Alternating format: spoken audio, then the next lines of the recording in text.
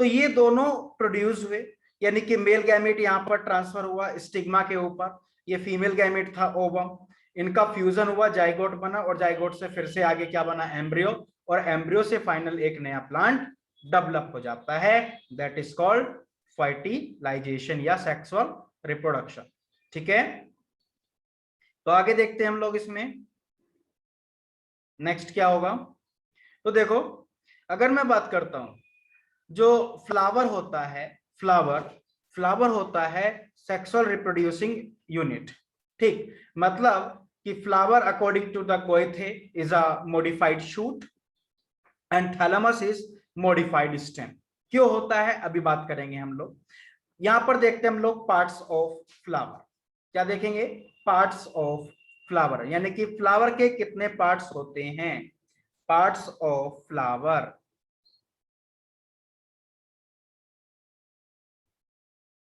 Parts of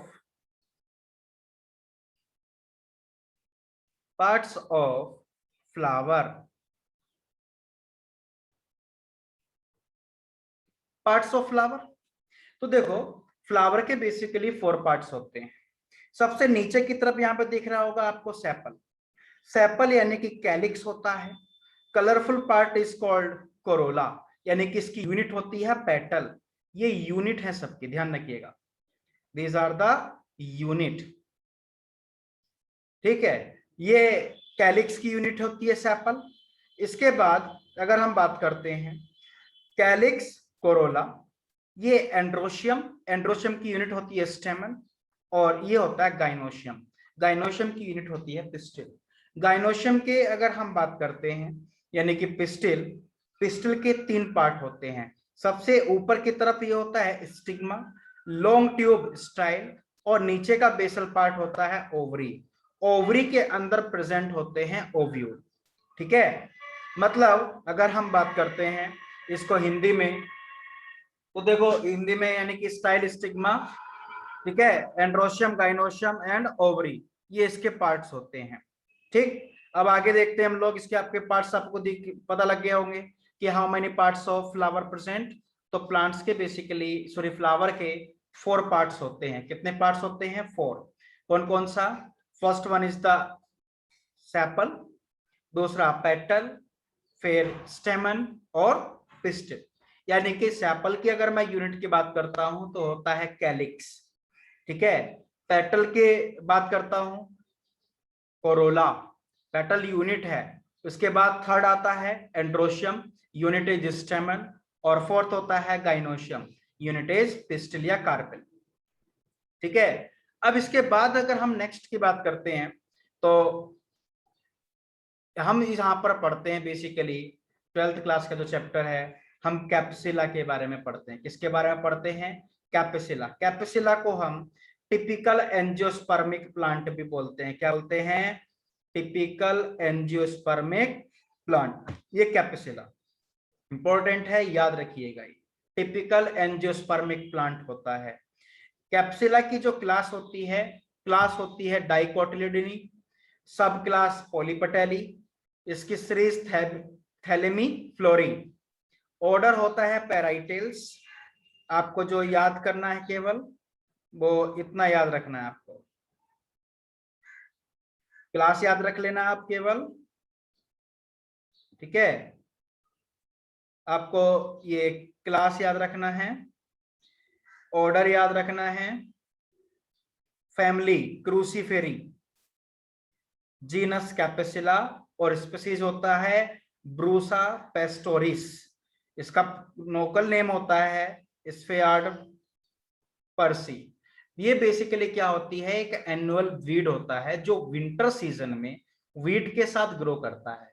कैप्सिला क्या होता है, एक एनुअल वीड होता है जो हर साल सर्दियों के मौसम में जब गेहूं उगाया जाता है उसके साथ में ग्रो हो जाता है।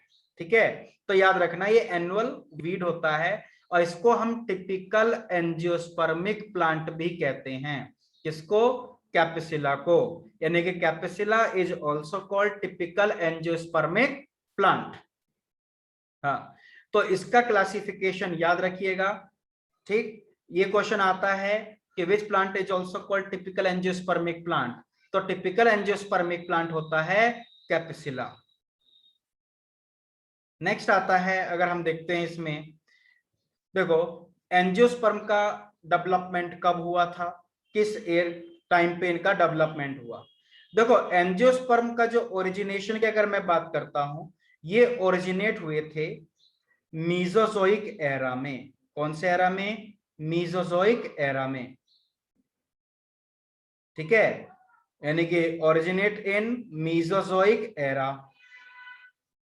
फिर angiosperm originated either of the beginning of Cretaceous period, या तो ये क्रेस्टेशियस पीरियड के प्रारंभ में डेवलप हुए थे, या फिर ending of Jurassic period of Mesozoic era, यहां पर इनका डेवलपमेंट हुआ था। एंडिंग ऑफ जुरासिक पीरियड या फिर बिगिनिंग ऑफ क्रेस्टेशियस पीरियड, याद रखिएगा, इंपॉर्टेंट है। यानी कि इट मींस कब हुआ था ये? Between Cretaceous and Jurassic period on earth, यानी कि अर्थ पे एंजियोस्पर्म कब डेवलप हुए थे? ये क्रेस्टेशियस पीरियड और जुरासिक पीरियड के बीच में डेवलप हुआ थे। लेकिन अगर मैं बात करता हूं ये डोमिनेंट कब हुए थे अर्थ पे, तो देखो ये जो डोमिनेंट हुए थे ये कोइनोजोइक एरा में हुए थे। इसका ये अलग क्वेश्चन है, क्वेश्चन पूछा जाता है कि इसको हम गोल्डन पीरियड ऑफ एंजियोस्पर्म भी बोलते हैं। किसको? कोइनोजोइक एरा को। ये जो है ऑल्सो कॉल्ड, ये लिखा हुआ है गोल्डन पीरियड ऑफ एंजियोस्पर्म, मतलब यहां पर इस टाइम पे एंजियोस्पर्म जो है बहुत ज्यादा डेवलप हुए थे। अर्थ पे चारों तरफ एंजियोस्पर्म ही एंजियोस्पर्म प्रेजेंट थे, ठीक है। अगर हम बात करते हैं कि सबसे पहले प्लांट एम्ब्रियोलॉजी के बारे में किसने दिया था, तो वो दिया था ये एन गिरू। क्या? एन गिरू ने सबसे पहले प्लांट एनाटॉमी या एम्ब्रियोलॉजी के बारे में क्या किया था? डिस्क्राइब किया था। इसलिए हम इसको, एन गिरू को हम क्या बोलते हैं? फादर ऑफ प्लांट एम्ब्रियोलॉजी, ठीक है। अब इंडियन की अगर हम बात करते हैं तो इंडियन एम्ब्रियोलॉजी के फादर कौन है? प्रोफेसर पी महेश्वरी, यानी कि पंचानन महेश्वरी जो है ये father of Indian plant embryology है। सॉरी, सीएफ वोल्फ है फादर ऑफ प्लांट एम्ब्रियोलॉजी। वो एन गिरू जो था एनाटॉमी के फादर हैं, और इन्होंने स्टेमन के बारे में बताया था। सॉरी, तो यानी कि professor P Maheshwari father of Indian plant embryology, ये याद रखिएगा, ये इंपॉर्टेंट है। Father of Indian plant embryology कौन होता है? पी महेश्वरी। ये जो है पी महेश्वरी, और C F Wolff father of plant embryology. P Maheshwari ने एक बुक लिखा था, an introduction of embryology of angiosperm. ये बुक के बारे में नहीं क्वेश्चन आता है, आप इसकी टेंशन नहीं लेना। अब इसके बाद अगर हम बात करें तो आता है हमारा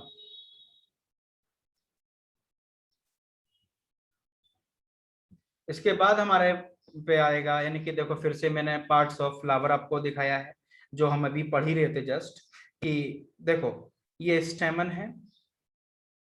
किस स्टेमन किसकी यूनिट होती है? एंड्रोशियम की। किसकी यूनिट होती है? एंड्रोशियम की।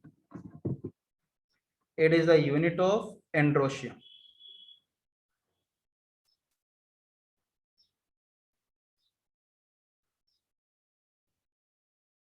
एंड्रोशियम। कार्पेल किसकी यूनिट होती है? गाइनोशियम की।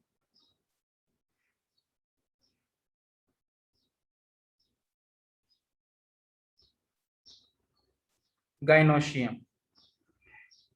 पेटल किसकी यूनिट है? कोरोला।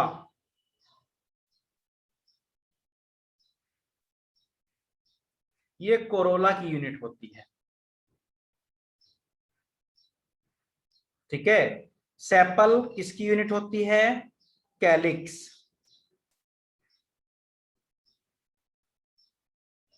याद रखिएगा, ये कैलिक्स जो होता है फर्स्ट होरल ऑफ प्लांट फ्लावर होता है, इसकी यूनिट होती है सेपल।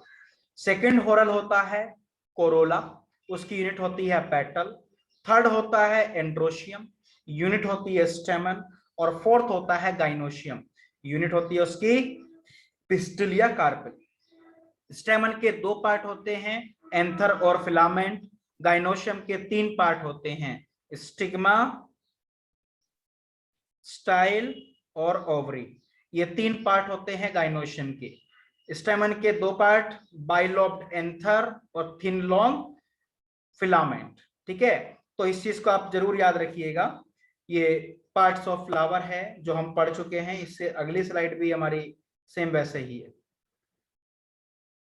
देखो सेकंड वाले में भी सेम है, आप इसमें कोई टेंशन नहीं लेना। यानी कि यहाँ पर पिस्टिल या कार्पल एक ही बात होती है, स्टिग्मा, स्टाइल, ओवरी। और ओवरी के अंदर प्रेजेंट होते हैं ओव्यूल।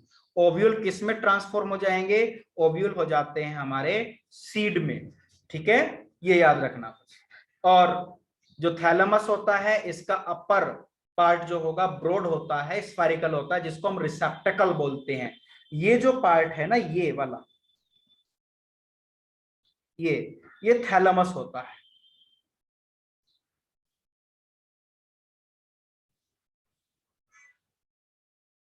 थैलेमस, थैलेमस है ये। ठीक है, थैलेमस का अपर ब्रॉड स्फेरिकल पार्ट होता है, जिसको हम रिसेप्टेकल बोलते हैं।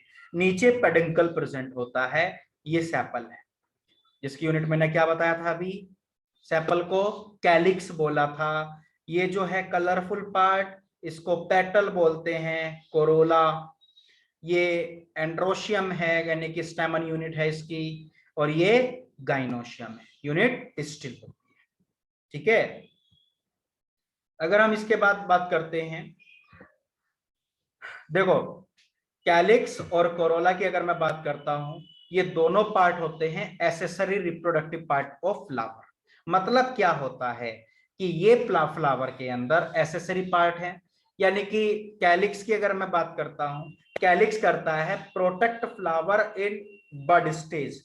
मतलब कैलिक्स का जो काम होता है सेपल का, ये फ्लावर को, पुष्प को, उसकी बड अवस्था के दौरान, जब वो कली की अवस्था में होता है, उसको प्रोटेक्शन प्रोवाइड कराते हैं, यानी कि सुरक्षा प्रदान करते हैं।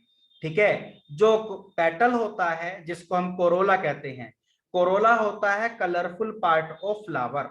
मतलब फ्लावर के कलरफुल पार्ट को हम पेटल बोलते हैं या कोरोला बोलते हैं। ठीक है, इसका क्या काम होता है? ये इंसेक्ट को अट्रैक्ट करने का काम करेगा। मतलब इंसेक्ट जो पोलिनेशन में हेल्प करेंगे, उनको अट्रैक्ट करने का काम करता है कोरोला। और अगर ये कलर ना हो तो इंसेक्ट अट्रैक्ट नहीं करेंगे। यानी कि अगर हम बात करते हैं, फ्लावर ने जो कलर प्रोड्यूस किया है, तो वो पोलिनेशन के लिए क्या, अट्रैक्शन के लिए क्या है, जिससे कि इंसेक्ट क्या हो उसकी तरफ अट्रैक्ट हो जाएं। इसलिए फ्लावर क्या करता है, कलर प्रोड्यूस करता है। और कलरफुल पार्ट होता है इसका कोरोला, यानी कि पेटल। देखो आपने मोर्फोलॉजी में पढ़ा होगा कि कुछ ऐसे सेपल होते हैं, यानी कैलिक्स, जो कलरफुल होते हैं। जैसे कि अगर मैं बात करता हूं मुसेंडा, तो मुसेंडा में क्या होता है, एक एडवर्टीजमेंट फ्लैग होता है। यानी कि एक पेटल, सॉरी, जो सेपल होता है वो लार्ज हो जाएगा, कलरफुल रहता है, अट्रैक्टिव कलर होगा। It attract insect for pollination and act as advertisement flag. मतलब वो एडवर्टीजमेंट फ्लैग की तरह कार्य करता है। तो वो चीजें होती है हमारा। वो ये क्वेश्चन पूछा गया था कि मुसेंडा इज अ मॉडिफिकेशन ऑफ, तो मुसेंडा जो मॉडिफिकेशन होता है वो सेपल का होता है, कोरोला का नहीं होता है। क्वेश्चन यही पूछा गया था, कंफ्यूजन है, क्योंकि हमें पता है colourful part of flower is called Corolla, लेकिन वहां पर लिखा है कि सेपल इज अ कलर, मतलब कि जो मुसेंडा होता है it is attractive in colour, यानी कलरफुल है, और अट्रैक्ट इंसेक्ट फॉर पोलिनेशन। तो मतलब पोलिनेशन के लिए इंसेक्ट को अट्रैक्ट करने का काम करता है। तो इस केस में अगर हम बात करते हैं तो वो क्या हुआ, हम उसको करके आ जाते हैं कोरोला। कोरोला नहीं होता है, किसका मॉडिफिकेशन होता है, कैलिक्स का होता है, यानी कि सेपल का होता है। ठीक है, नेक्स्ट आता है, देखो पिस्टिल के बारे में लिखा। पिस्टिल जो होता है फीमेल रिप्रोडक्टिव हॉर्न होता है। क्या होता है? फीमेल, फ्लावर के अंदर फीमेल रिप्रोडक्टिव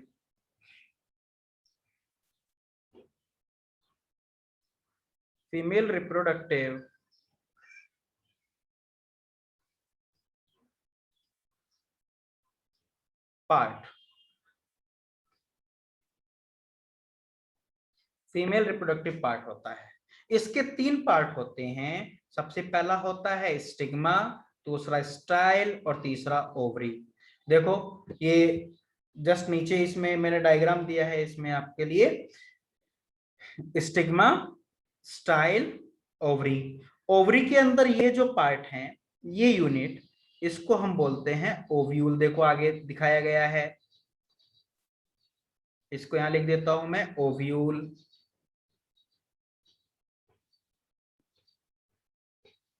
ये ओव्यूल्स हो गया, ठीक है। हाँ, तो देखो ये ओवेरियन वॉल है। हमें पता है कि आफ्टर मैच्योरेशन या राइपनिंग ओवरी किस में कन्वर्ट हो जाती है? फ्रूट में। और ओव्यूल किस में ट्रांसफॉर्म हो जाएंगे? सीड में। ठीक है, तो यानी कि ओव्यूल किस में ट्रांसफॉर्म हो जाते हैं? सीड में। ये सीड में कन्वर्ट हो जाएंगे और ये कन्वर्ट हो जाती है फ्रूट में। ये फ्रूट्स में कन्वर्ट हो जाएगा, ठीक है। याद रखना इस चीज को। तो देखो stigma, top of the pistil, stick की surface for pollen grain to stick. यानी कि स्टिग्मा जो होता है यहाँ पर पोलन ग्रेन लैंड करने का काम करते हैं। ये लेट सपोज पोलन ग्रेन आया, तो पोलन ग्रेन कहां पर लैंड करता है? On the surface of stigma. Stigma की सरफेस पे क्या करेगा? लैंड करेगा। तो it act as a landing platform for pollen grain. Style जो होता है ये वाला, यहां से पोलन ट्यूब निकलेगा तो उसको डायरेक्शन प्रोवाइड कराने का काम करता है, यानी कि एक लॉन्ग ट्यूब लाइक स्ट्रक्चर होता है।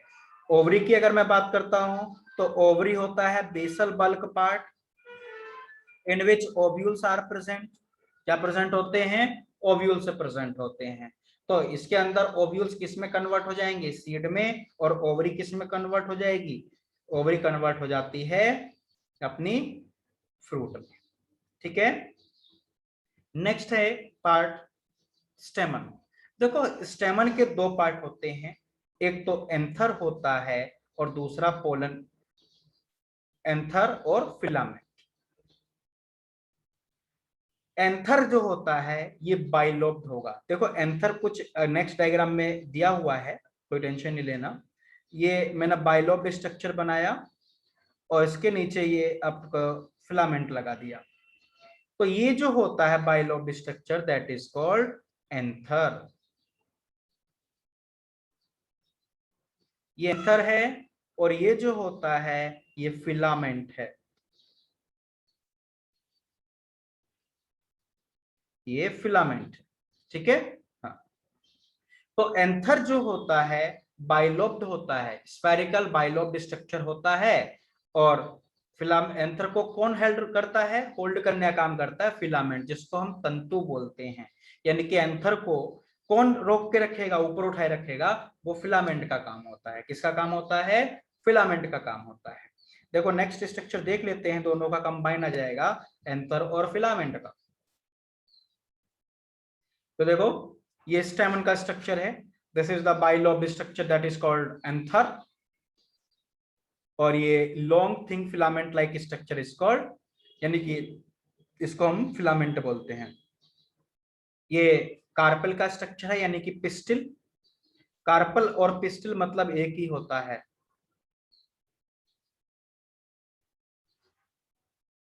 ये पिस्टिल है, ठीक है। तो 3 पार्ट, स्टिग्मा, स्टाइल और ओवरी, ठीक है। और इसके अंदर ओवरी के अंदर प्रेजेंट होते हैं ओव्यूल। ये जो पार्ट होता है इसको हम थैलेमस बोलते हैं। ये वाला पार्ट जो है ये थैलेमस बोलते हैं।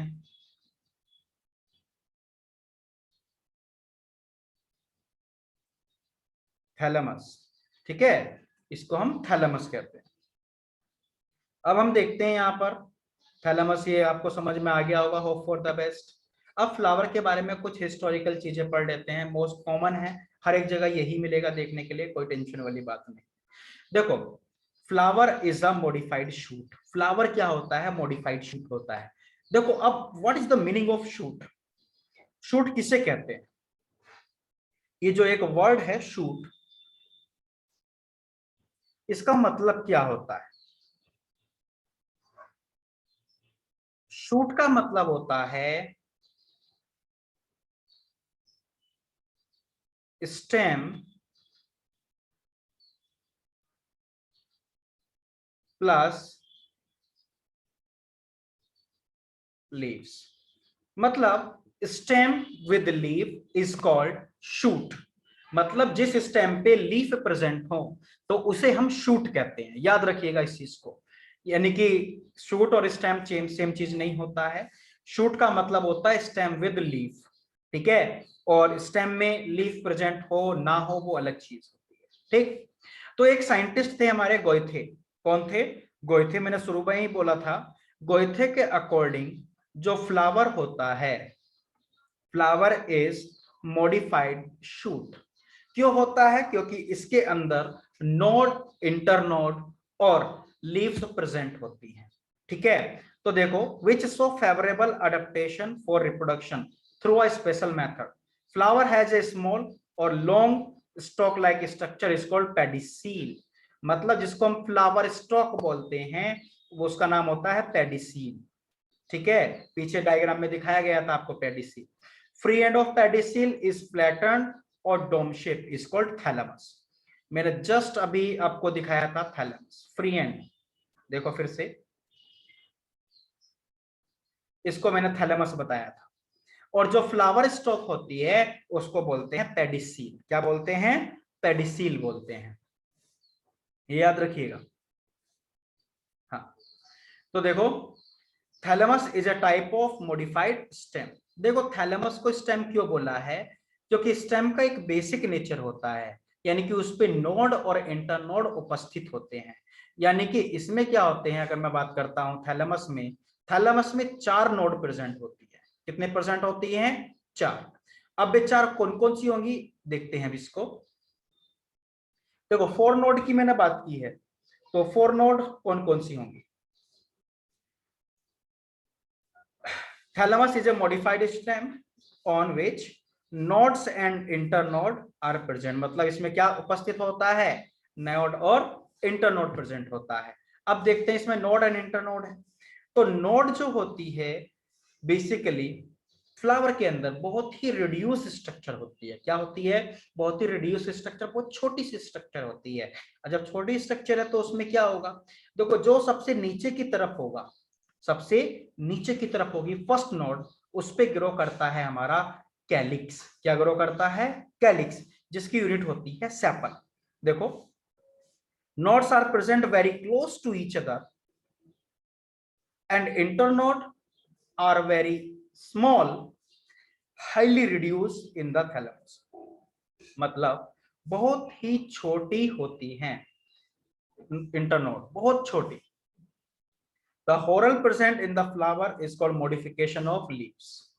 देखो, हम हॉरल्ड क्यों बोलते हैं? क्योंकि हमने फाइलोटैक्सी में पढ़ा था, एक अल्टरनेट था, एक अपोजिट था, हॉरल्ड था। तो आपने पढ़ा होगा अब हॉरल फाइलोटैक्सी में, if more than 2 leaves arises from a node that is called whorl phyllotaxy. Example पढ़ा था आपने उसका, एलेस्टोनिया। तो एलेस्टोनिया में ये देखने के लिए आपको मिला था। तो यानी कि फ्लावर में क्या होता है, 2 से ज्यादा फ्लावर पार्ट्स प्रेजेंट होते हैं, जैसे कैलिक्स, कोरोला, एंड्रोशियम। तो ये सब क्या होते हैं, इसलिए इसको बोलते हैं हम लोग हॉरल। क्या बोलते हैं? हॉरल बोलते हैं। हाँ, तो देखो 4 सर्कल यानी कि 4 नोड्स प्रेजेंट होती हैं इस पे, थैलेमस पे। कितने नोड्स? 4। देखो, फर्स्ट नोड से क्या होता है? First modified leaves are attached on the first lower node called calyx. First node से कैलिक्स अटैच होगा। सेकंड जो होता है, सेकंड नोड से कोरोला बोर्न होता है, second node corolla. Third node androecium are present, third node पे present होता है एंड्रोशियम, ठीक है, and third node and gynoecium on fourth node. Fourth node पे क्या होगा, गाइनोशियम, जो कि अपर मोस्ट पोजीशन होगी, और जो फर्स्ट नोड होती है वो लोअर मोस्ट पोजीशन होती है। क्या होती है, लोअर मोस्ट पोजीशन होती है, यानी कि सबसे नीचे प्रेजेंट होता है, ठीक है। हाँ, अब देखो कुछ कंडीशन आती हैं, कुछ ऐसे फ्लावर होते हैं जिनमें कैलिक्स और कोरोला यानी कि इनके बीच की जो नोड इंटरनोड प्रेजेंट होती है उनकी लेंथ बढ़ जाती है, ठीक है। अगर देखो इसके नेक्स्ट डायग्राम मैंने दिया है यहां पे, हाँ, अगर the internode present between calyx and Corolla, मतलब कैलिक्स और कोरोला के बीच की जो इंटरनोड है अगर वो एलोंगेट कर जाए तो उस कंडीशन को बोलते हैं हम एंथोफोर। पीछे डेफिनेशन लिखी है मैंने, यानी कि देखो ये कैलिक्स है और ये कोरोला है, इसके बीच की जो नोड थी इंटरनोड वो एलोंगेट कर गई, दैट कंडीशन इज कॉल्ड एंथोफोर। एंथोफोर याद रखिएगा। दूसरे अगर मैं बात करता हूं, अगर कोरोला और एंड्रोशियम के बीच की जो इंटरनोड होती है वो एलोंगेट कर जाए, देखो दिस इज द कोरोला, ये क्या है यहां से कोरोला,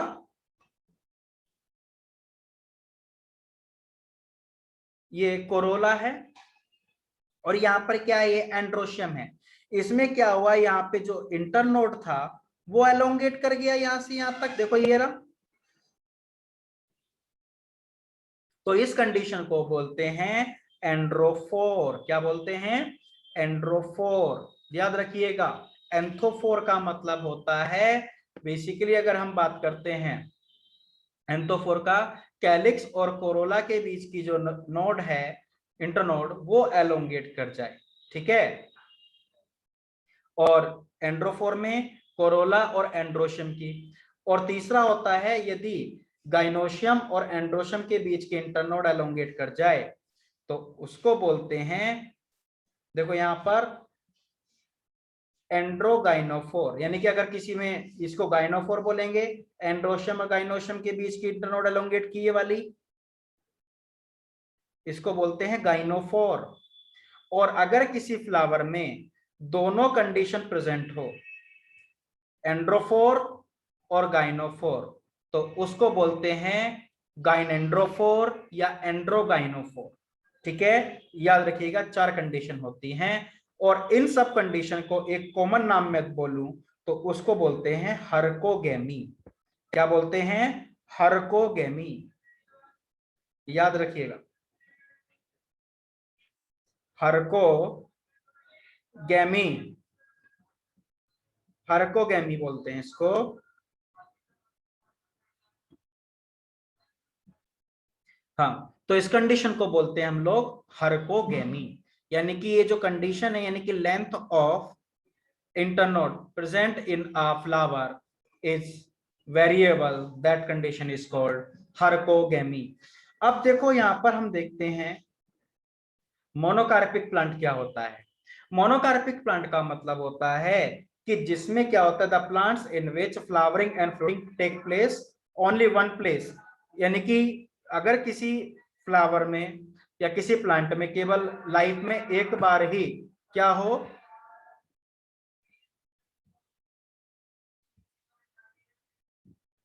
हाँ, तो देखो मोनोकार्पिक प्लांट का मतलब होता है ऐसे प्लांट जिनमें फ्रूट या फ्लावर के लाइफ में केवल एक ही बार आए, उसको हम मोनोकार्पिक प्लांट बोलते हैं। Flowering and fruiting take place only once in the whole life, मतलब पूरी जिंदगी में केवल एक ही बार हो, that is called monocarpic plant. Polycarpic, देखो इसमें कुछ एनुअल होते हैं, कुछ बाइनियल होते हैं, मतलब जो एक साल में कंप्लीट कर लेते हैं या एक सीजन में लाइफ स्पैन, या कुछ 2 साल में कर लेते हैं, लेकिन आएगा केवल एक ही बार फ्रूटिंग या फ्लावर, उसको बोलते हैं। इसके बाद अगर आप पॉलीकार्पिक की बात करता हूं, तो पॉलीकार्पिक का मतलब होता है कि जिनमें फ्लावर और फ्रूटिंग यानी कि क्या होती है, रेगुलर इंटरवल ऑफ टाइम में, यानी कि कई साल तक होती रहती है। ठीक है, तो इनको हम पॉलीकार्पिक बोलते हैं। यानी कि flowering and fruiting take place many time in the entire life span, मतलब पूरी जिंदगी में कई बार फ्लावर एंड फ्रूट्स आएंगे, that is called polycarpic fruit. तो इसका एक एग्जांपल होता है, इसमें देखो पेरिनियल प्लांट हैं जितने, जैसे मैंगो हुआ, ये क्या है, पेरिनियल प्लांट होता है। ठीक है, और आपका गावा हुआ, सब पेरिनियल है, एक से कई बार इनमें फ्लावर फ्रूट्स आते रहते हैं। कुछ एक्सेप्शन होते हैं, देखो बैम्बू, पाम, बनाना। ठीक है, ये ऐसे प्लांट होते हैं जो, यानी कि बैम्बू में अप्रोक्सीमेट जब इसकी लाइफ 100 से 150 ईयर्स हो जाएगा, कितना, 100 टू 150 ईयर्स, केवल फ्लावर या फ्रूट्स उस टाइम पे आएंगे, उसके बाद इसकी डेथ हो जाएगी। वैसे ही अगर हम बात करते हैं बनाना, बनाना में देखो दो तरीके का स्टेम होता है, एक तो सूडो स्टेम जो बाहर दिखता है, जो किससे बनता है, पीटियोल के व्रैपिंग से बनता है, that is called pseudo stem, और दूसरा होता है अंडरग्राउंड स्टेम। तो जो फ्लावर या फ्रूट्स आते हैं वो सूडो स्टेम पे आते हैं, अप्रोक्सीमेट कितना, 18 month to 18 months to 24 months। ठीक है, इतने मंथ्स में इसमें क्या आते हैं, फ्रूट्स आते हैं। तो ये बेसिकली क्या होते हैं, हमारे कुछ एक्सेप्शन होते हैं पेरिनियल प्लांट के, जिनमें फ्रूट एंड फ्लावरिंग केवल एक ही बार आएगा। ठीक है, नेक्स्ट इसके बाद आता है रिप्रोडक्शन इन फ्लावरिंग प्लांट्स, यानी कि अब हम यहाँ पर चैप्टर स्टार्ट करते हैं, वो हमारा इंट्रोडक्शन फेज था। देखो, यानी कि प्लांट एम्ब्रियोलॉजी अब स्टार्ट होता है आपका, प्लांट एम्ब्रियोलॉजी। देखो रिप्रोडक्शन क्या होता है, reproduction is one of the important process by which every living organism make a copy of itself. हमें पता है रिप्रोडक्शन वह प्रक्रिया होती है जिसके द्वारा एक ऑर्गेनिज्म अपने जैसी एक कॉपी का निर्माण करता है या अपने जैसा ऑर्गेनिज्म बनाता है, दैट इज कॉल्ड रिप्रोडक्शन। ठीक है, तो यानी कि it is means of multiplication and perpetuation of species because the older individual of each species undergo senescence, मतलब जो हर एक ऑर्गेनिज्म होता है किसी भी स्पीसीज का, वो क्या होगा, बुढ़ापा आएगा उसको, ठीक है, और उसकी डेथ हो जाएगी। इसलिए वो क्या करता है, अपनी वंश को आगे चलाने के लिए वो रिप्रोडक्शन करता है। देखो रिप्रोडक्शन एक एसेंशियल प्रोसेस नहीं होता है, इसलिए हम इसको लाइफ प्रोसेस में नहीं पढ़ते हैं। ठीक है, लेकिन ये एसेंशियल है, क्यों, for the continuity of life on earth, यानी कि पृथ्वी पर जीवन अगर हमें निरंतर बनाए रखना है तो रिप्रोड्यूस करना पड़ेगा। लेट सपोज अगर कोई स्पीसीज रिप्रोड्यूस करना बंद कर दे, जैसे मैंने एक सिंपल सा एग्जांपल लिया है, एक डॉग स्पीसीज, कुत्ता प्रजाति, अगर डॉग रिप्रोड्यूस करना बंद कर दें तो क्या होगा, आफ्टर 15 से 20 ईयर्स में, 15 से 20 साल में इस अर्थ से कुत्तों का नामो निशान मिट जाएगा, मतलब डॉग अवेलेबल नहीं होंगे। तो इसलिए रिप्रोडक्शन क्यों नेसेसरी है, for the continuity of life on earth, इसलिए रिप्रोडक्शन नेसेसरी होता है, याद रखिएगा इस चीज। तो देखो all the reproductive method of plants are broadly categorised into two types, ये हम पढ़ भी चुके हैं, सेक्सुअल और असेक्सुअल। तो बेटा एसेक्सुअल हम लोग ऑलरेडी पढ़ चुके हैं इसको, तो इसको तो पढ़ने का रिक्वायरमेंट नहीं है। तो अब हमारे पास नंबर आएगा सेक्सुअल रिप्रोडक्शन का, किसका नंबर आएगा, सेक्सुअल रिप्रोडक्शन। देखो सेक्सुअल रिप्रोडक्शन, अगर हम सेक्सुअल रिप्रोडक्शन की बात करते हैं, हमें पता है कि the reproduction in which organism produce with the formation and fusion of gamete, ठीक है, is called sexual reproduction. It is biparental, मतलब two parents of opposite sex required। तो देखो अगर हम बात करते हैं सेक्सुअल रिप्रोडक्शन की, सेक्सुअल रिप्रोडक्शन वह प्रोसेस होता है जिसमें कोई ऑर्गेनिज्म, यानी कि जिसमें ऑर्गेनिज्म के निर्माण के लिए गैमीट का फॉर्मेशन और फ्यूजन दोनों की आवश्यकता होती है। इसमें two parents of opposite sex, यानी कि सेम सेक्स नहीं होना चाहिए, यानी कि एक मेल और एक फीमेल का रिक्वायरमेंट होता है। तो in angiosperm male and female gamete are formed in male and female sex organ by the process of meiosis. किस प्रोसेस से गैमेट फॉर्म होते हैं? मियोसिस से। Both gamete fuse together to form a diploid zygote. That is जब gamete fuse होते हैं तो क्या होता है? फर्टिलाइजेशन होता है। क्या होता है? फर्टिलाइजेशन। फर्टिलाइजेशन हुआ और फर्टिलाइजेशन से बनता है जाइगोट और जाइगोट से डेवलप होकर बनता है एम्ब्रियो। ठीक है। और the process in which embryo is formed by meiosis and fertilization is called amphimixis। ध्यान रखिएगा, जिस प्रोसेस से एम्ब्रियो का निर्माण फर्टिलाइजेशन यानी कि निषेचन और मियोसिस के द्वारा होता है उसे हम एम्फीमिक्सिस बोलते हैं। जनरली आपने ये पढ़ा होगा एम्फीमिक्सिस का मिक्सिंग ऑफ क्रोमोसोम। ठीक है, इंटरमिक्सिंग ऑफ क्रोमोसोम यानी कि जब गैमेट फ्यूज होते हैं, ठीक है, जिसको हम सिनगैमी बोलते हैं, फिर एम्फीमिक्स यानी कि फिर न्यूक्लियो कैरियोगैमी होगा, इसके बाद एम्फीमिक्सिस होता है। ठीक है, वो कैसे होता है देखो, ऐसे देखेंगे हम यहाँ पर। ये मेरे पास एक गैमीट है, उसके अंदर ये उसका न्यूक्लियस है, ये दूसरा गैमीट है बेटा। ठीक है, ये उसके अंदर उसका न्यूक्लियस है। ये मैंने इसको मेल बोला, ये मेल है और ये फीमेल है। इनमें क्या हुआ? फ्यूजन हुआ। ये दोनों गैमेट क्या हो गए? पास पास आ गए। तो बेटा इस प्रोसेस को बोलते हैं हम लोग सिनगैमी।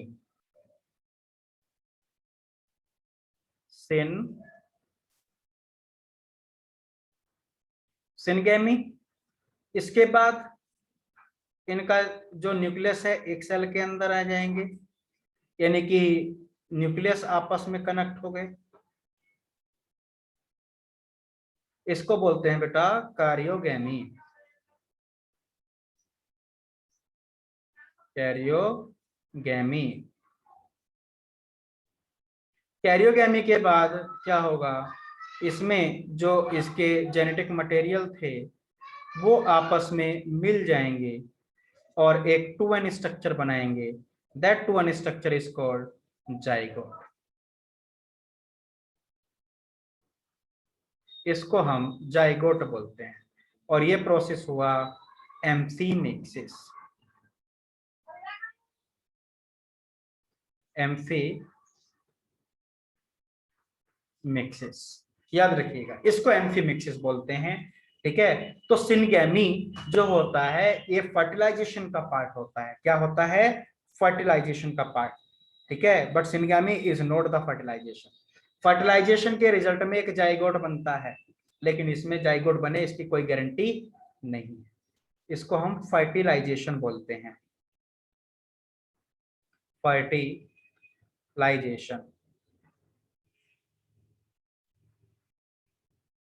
फर्टिलाइजेशन।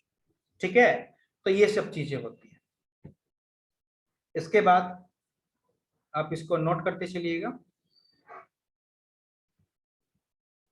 अब हम आते हैं मेल रिप्रोडक्टिव ऑर्गन यानी कि male reproductive hormone that is called androecium.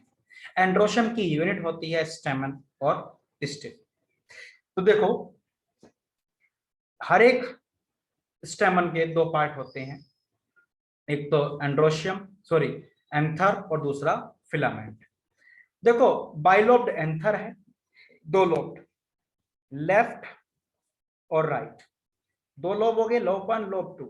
और हर एक लोब के अंदर दो स्पोरेंजिएट होते हैं जिसके अंदर क्या होते हैं? पोलन ग्रेन प्रेजेंट होते हैं, जिसको पोलन स्पोर भी बोलते हैं।